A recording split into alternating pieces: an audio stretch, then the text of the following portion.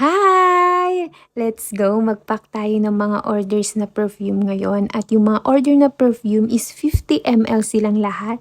At 4 yung nag-order sa TikTok shop namin. Kaya thankful and grateful sa mga orders na to. Alam nyo ba, kaya ako talaga gusto tong perfume business na to. Kasi feeling ko fragrance head ako. At seryoso yun ang hilig ko talaga sa mga perfume. Pero, baby cologne lang naman yung afford natin that time.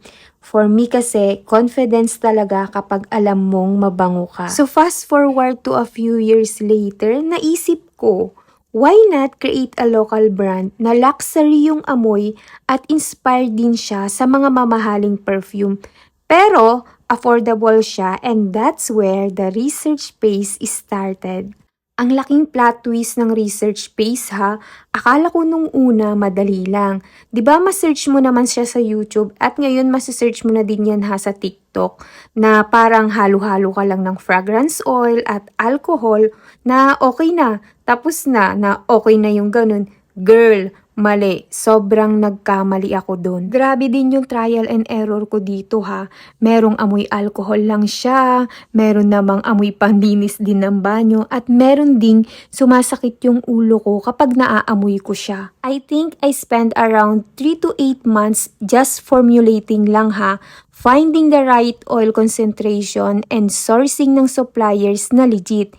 Kasi commitment ko talaga, long-lasting dapat. Isa din sa natutunan ko sa perfume business na to, hindi ka lang dapat nagbebenta ng amoy. Dapat nagbebenta ka din ng chemistry at memories.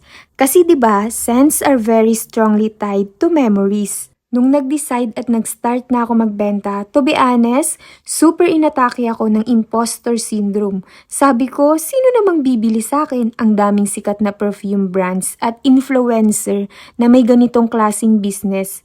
Bakit naman sila bibili sa akin? And thankful lang ako na kapag ganyan na yung thoughts ko, lagi ako nire-remind ni Justine na maniwala lang ako sa lahat ng ginagawa ko. But you know what? I realize meron at merong market para sa'yo. Basta alam mo yung quality ng product mo. Paunti-unti and sooner or later, meron at merong maniniwala at magtitiwala sa product mo. Just like now, tong mga orders na to, super thankful. Hindi ko namamalayan, pangatlong orders na pala itong pinapak ko.